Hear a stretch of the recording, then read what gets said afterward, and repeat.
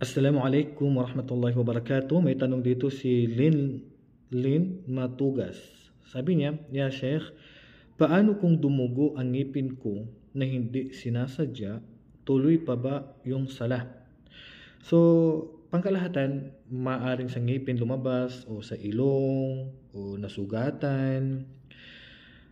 Ang karamihan sa mga ulama, ang dugo na dumadaloy sa atin na labas sa, hindi naman lumalabas sa ari at hindi naman lumalabas sa likuran, sa puwitan, ay hindi po nakakasira ng wudu.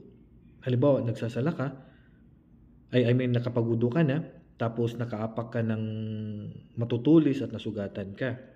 O kaya ay nadisgrasya ka, ilayo na natin ng Allah sa ganitong kalagayan, o kaya ay mainit yung araw at dumugo ang ilong mo, o kaya ay basta nasugatan ang saang mga parte ng katawan mo at tuloy-tuloy po yung paglabas ng dugo after mong magwudu. Ang pananaw dito ng karamihan sa ulama, hindi ito nakakasira ng wudu.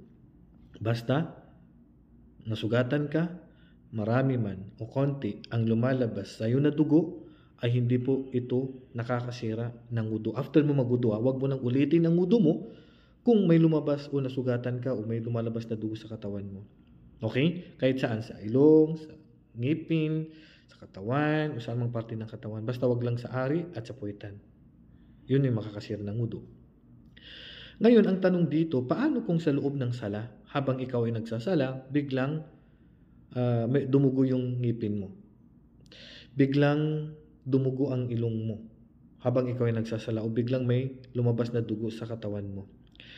Sabi ng ilan sa mga ulama na kapag ang dugo na ito ay konti lang, halos nagkasundo ang mga ulama, si Al-Baji, rahimahullah, nabanggit niya na nagkasundo ang mga sahaba na ang dugo na lumalabas sa ilong, marami man ito konti, ay hindi nakakasira ng wudu.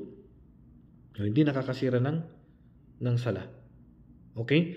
So pangkalahatan, pag may lumabas sa atin na dugo na hindi naman sobrang dami, ay hindi ito nakakasira ng sala. Hindi po nakakasira ng sala kapag may lumabas na dugo sa ilong mo, may lumabas na dugo sa ngipin mo, o may sugat kang dumadaloy. Si Ibn Umar radiyallahu anhuma, nagsasala siya na dumadaloy ang kanyang dugo. Si Mu'adh bin Jabal, nasugatan siya sa Yawmul Ahzab, sa labanan sa Ahzab, nagsasala siya na dumadaloy ang kanyang dugo. Hindi na inuulit yung sala.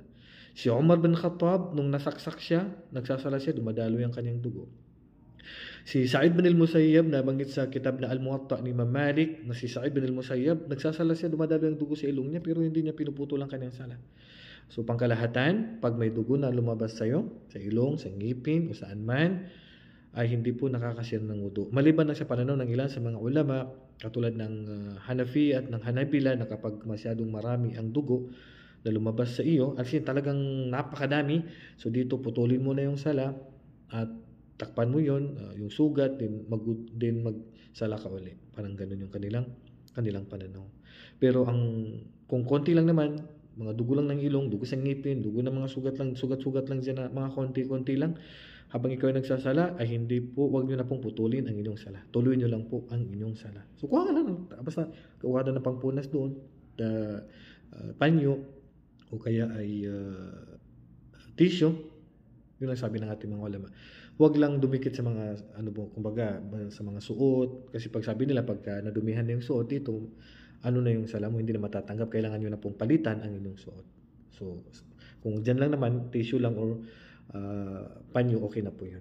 So, yan na po konting kaalaman tungkol sa pagdaloy ng dugo habang tayo po ay nagsasala. Wallahu a'lam. Assalamualaikum warahmatullahi wabarakatuh.